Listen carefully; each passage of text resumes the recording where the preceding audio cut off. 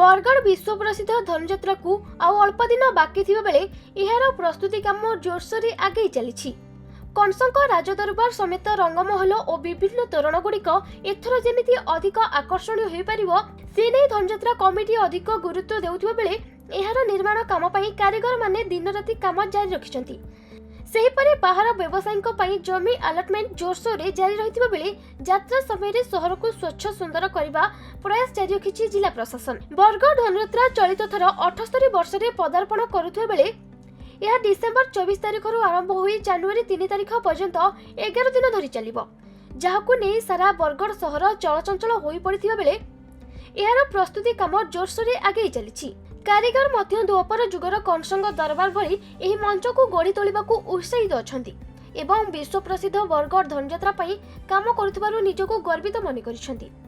सेहीपरि स्थानीय लोकमंडप पड़िया महाराज कंसंग रंगमहल निर्माण चलिछि। एथिपाई भुवनेश्वर 60 जन कारीगर आसी काम जारी रखिसंती एवं एथर रंगमहल को जयपुर पैलेस रो रूप दिया जाउथिबारु अधिक आकर्षणीय हेबो बोली कमिटी पक्षरु सूचना दिया जाइछि। देखो आम 3 दिन है जमी आवंटन कमिटी जोटा अच्छी जर्ज हाईस्कल फील्ड और गोरु बजार पड़िया को लेकिन समस्त प्रक्रिया आज चूड़ान्त हो सारी बाकी देखा रहा जे पैसा डिपोजिट उपर एपर्यंत पाखापाखि आम 75% जब परसेंटेज आकार कैलकुलेसन करवा 75% पाखापाखि लोक पैसा डिपोजिट कर सारे एनादर 25% रही जाती। जदि से आज संध्या सुधा जब डिपोजिट न करती फर्दर से 25% फर्दर आम टेंडर जो मैंने एप्लाय करते आउ थे टेंडर लॉट माध्यम फाइनालाइज करूँ जो पैसा जो जो जो जगह जिते पैसा दरकार से पैसा डिपोजिट कलापर जमी आवंटन कर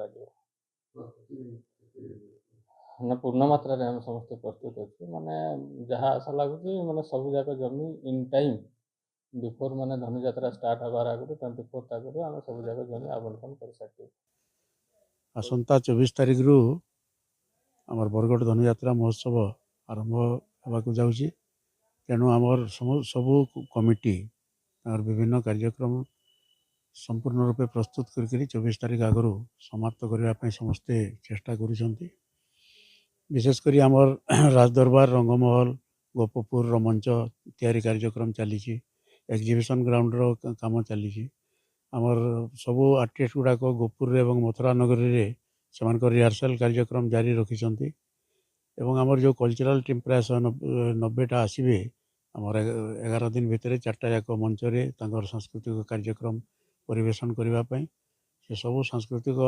दल सांगे कल्चरल कमिटी शेड्यूल प्रस्तुत कर सारी एवं आमर घोड़ा हाथी ओट जो आसो से सब आमर एग्रीमेंट हो सारी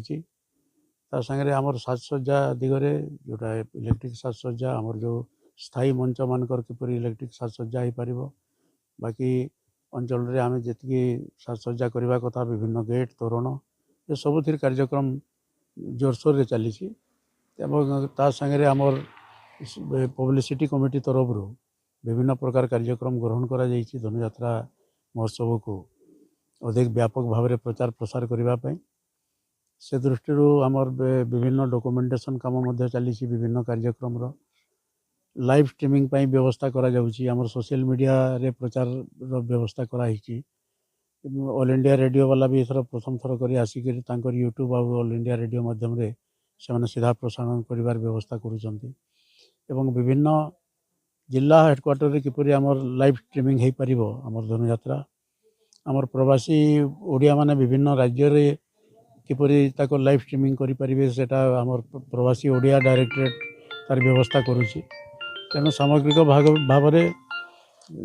देश विदेश रे किपरि धनुଯାत्रा को व्यापक भाव में प्रचार प्रसार हो पार से दिगरे प्रचार प्रसार कमिटी विभिन्न पदक्षेप ग्रहण करिछि। राज्य सरकार गत वर्ष ठारू आरंभ कर ए वर्ष यूनेस्को मान्यता जी सब जिन आवश्यक किपरि देश विदेश में तार लाइव स्ट्रीमिंग ठारू आरंभ कर डॉक्यूमेंटेशन एवं तार जो यूनिकनेस अच्छी आमर एटा बिना स्क्रिप्ट रे जो यात्रा होची सर्वबृहत खोला रंगमंच हिसाब से प्रतिपादित होची बरगढ़ धनुଯାत्रा ताकू अधिक सरस सुंदर एवं आकर्षक करने एवं देश विदेश जो पर्यटक माने आसबे ସେମାନେ କିପରି ଧନୁଯାତ୍ରାକୁ ଠିକ୍ ଭାବରେ ଉପଭୋଗ କରିପାରିବେ ସେ ଦିଗରେ ସମସ୍ତ ପଦକ୍ଷେପ ଗ୍ରହଣ କରାଯାଉଛି। ବରଗଡ଼ରୁ ହରିଶ୍ଚନ୍ଦ୍ର ଭୋଇଙ୍କ ରିପୋର୍ଟ, ଖବର ଓଡ଼ିଶା।